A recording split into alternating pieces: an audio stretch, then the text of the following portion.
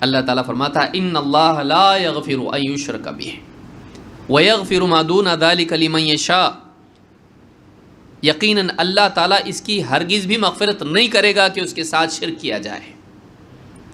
ان اللہ لا یغفر ان یشرک بہ ویغفر ما دون ذلک لمن یشاء، اور اس سے کم تر کوئی اور گناہ ہو جس کو چاہے گا اللہ تعالیٰ معاف کر دے گا۔ ایک آیت میں اللہ نے مغفرت کی امید بھی دلائی اور مایوس بھی کیا، صحیح؟ پہلے مایوس کیا، کس چیز سے مایوس کیا؟ شرک کے بارے میں امید مت رکھنا کہ مغفرت ہوگی۔